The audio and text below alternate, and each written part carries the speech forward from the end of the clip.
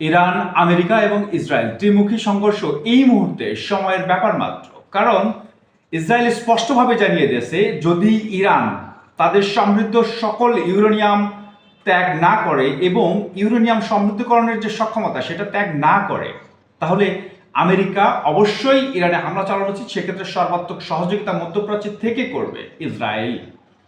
তো সবকিছু বিশ্লেষণ করে এবং সবকিছু বিবেচনায় নিয়ে আজকে 17 ফেব্রুয়ারি সুইজারল্যান্ডের রাজধানী জেনেভাতে দ্বিতীয় পর্যায়ে ওমানের মধ্যস্থতায় ইরান এবং আমেরিকার মধ্যে দ্বিতীয় পর্যায়ের আলোচনা শুরু হতে যাচ্ছে। এই আলোচনার আগেই আমেরিকা ইরানকে হুমকি দিয়ে রেখেছে, যদি তারা একটা সমঝোতায় বা চুক্তিতে না আসে তাহলে আমেরিকা সরাসরি ইরানে হামলা চালাবে। সেটা এত বিধ্বংসী হামলা হবে যেটা ইরান কখনো কল্পনাও করতে পারেনি। এবং সেটা শুধু মুখের কথা নয় ডোনাল্ড ট্রাম্পের, তিনি তা বুঝিয়ে দিয়েছেন দ্বিতীয় সর্বাধিক আধুনিক বিমানবাহী রণতরী জেরাল্ড আনফোর্ড পারস্য উপসাগরীয় অঞ্চলে নিয়ে এসে। তাহলে ইরান যদি আক্রমণের শিকার হয়, আর ইরান কখনো মাথা নত করবে না, বারংবার সেটা বলে যাচ্ছে। এবং ইরান স্পষ্টভাবে বলে দিয়েছে, যদি সকল নিষেধাজ্ঞা স্যাংশন যদি তুলে নেয় আমেরিকা এবং পশ্চিমারা, সেক্ষেত্রে তারা পরমাণু বিষয় নিয়ে আলোচনা করবে এবং সেটা সীমিত করার ব্যাপারে কথা বলতে পারে। আর যদি সেটা না হয় তাহলে কিন্তু আমেরিকার এই শর্ত ইরান মানবে না। যদি শর্ত না মানে সেক্ষেত্রে ইরান কি আক্রমণের শিকার হবে? এই বিষয় নিয়ে মূলত আজকে আলোচনা করব। অবশ্যই কিন্তু ভালো যদি লাগে এই ভিডিওটা তাহলে সাবস্ক্রাইব করে পাশে থাকবেন। তো চলেন শুরু করি যে ভিডিও আসলে ইরানে আক্রমণ যদি করে ইরান কতটুকু সক্ষম।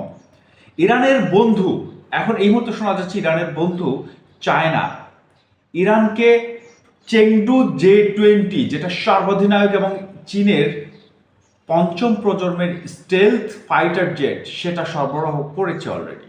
আর এটা যদি হয়ে থাকে তাহলে আমেরিকার F-35, F-16 এবং F-32 এর মতো র্যাপটরের মতো অত্যাধুনিক যে ফাইটার জেটগুলো রয়েছে সেগুলো কিন্তু এক ধরনের হুমকির মুখে পড়বে। কারণ 12 দিনের যুদ্ধে ইসরায়েল এবং আমেরিকার ফাইটার জেটগুলো সরাসরি ইরানে এত শত শত হাজার হাজার কিলোমিটার দূরে যে মানে যুদ্ধ করে আবার অনায়াসে চলে এসেছে, কারণ ইরানের আকাশ প্রতিরক্ষা ব্যবস্থা অত্যন্ত দুর্বল ছিল। 12 দিনের যুদ্ধের পরবর্তীতে ইরান কিন্তু তাদের প্রতিরক্ষার অন্যতম বিষয় আকাশ প্রতিরক্ষা ব্যবস্থা এবং আকাশ যুদ্ধের সমীকরণ চেঞ্জ করার জন্য তাদের এই ফাইটার জেটগুলোকে আধুনিক করার প্রয়াস নেয় এবং চেষ্টা চালায়। তার ফলশ্রুতিতে তারা S-400, S-500 এবং এই চেংডু J-20 মতো অত্যাধুনিক ফাইটার জেট চীনের কাছ থেকে আমদানি করে, অর্থাৎ বন্ধু চীনের কাছ থেকে এই সহায়তাটা তারা নেয়। আর এখন যদি F-35 এবং F-32 এর মতো আধুনিক যে গর্ব আমেরিকার সেটা যদি হামলা চালায় ইরানে, সেটা কিন্তু ফিরে আসবে না, এটা স্পষ্টভাবে বোঝা যাচ্ছে। কারণ তাদের হাতে এই মুহূর্তে আকাশ প্রতিরক্ষার সবচেয়ে আধুনিক যে বিষয়টা রয়েছে S-400 সেটা কিন্তু রাশিয়ার তৈরি, সেটা কিন্তু ইরানের হাতে চলে এসেছে। তো সবকিছু মিলিয়ে ইসরায়েল এবং আমেরিকা সম্মিলিতভাবে যদি ইরানের উপর হামলা চালায় তাহলে এবারের প্রতিঘাত সেই 12 দিনের যুদ্ধের মতো হবে না, অত্যন্ত কঠিন এবং শিক্ষামূলক হবে আমেরিকার জন্য। এবং যে সকল ঘাঁটি থেকে এই হামলা চালানো হবে সে সকল ঘাঁটি আস্ত থাকবে না, এটা কিন্তু বারংবার আমেরিকা ইরানের প্রতিরক্ষা বাহিনীর সর্বাধিনায়ক যিনি আছেন তিনি বারংবার ঘোষণা করছেন।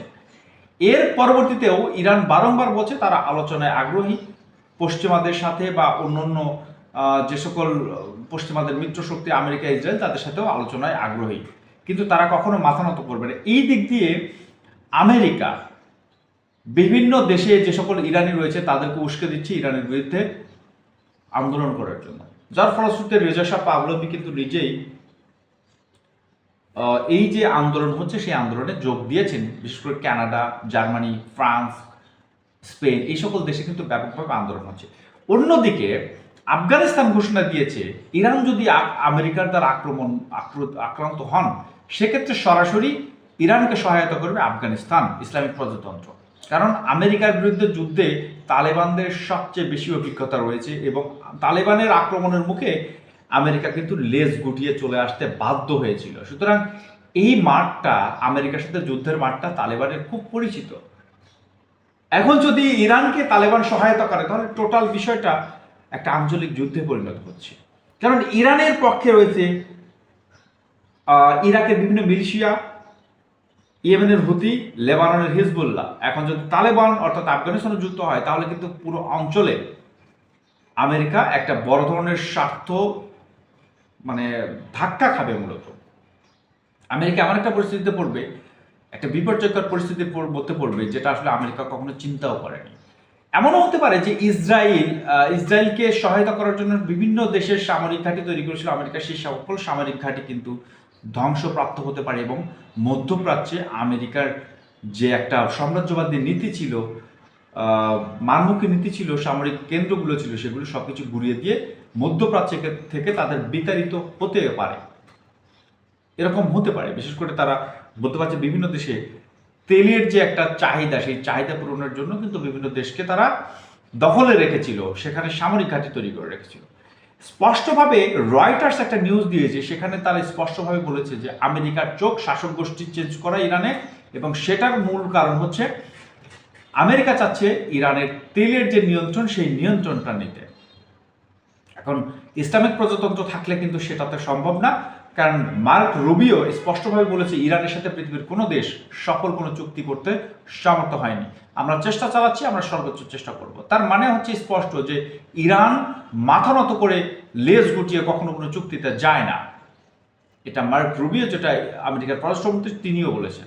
তার মানে হচ্ছে ইরানকে দমানো এত সহজ না। আশা করবো যে এই যে প্রত্যাঘাত ইরানের উপর আক্রমণ হলে তারা করবে, সেটা সহ্য করে আমেরিকা ওইখানে টিকে থাকতে পারবে না। আমেরিকার ওইখান থেকে লেজ গুটিয়ে মধ্যপ্রাচ্য থেকে সমস্ত সামরিক ঘাঁটি গুটিয়ে তাদেরকে অন্য অন্য অঞ্চলে অর্থাৎ ইউরোপ বা আফ্রিকার দিকে যেতে বাধ্য হবে, অথবা আমেরিকার মধ্যে চলে আসতে বাধ্য হবে, এবং সেটা হবে মূলত ইরানের হাত দিয়ে।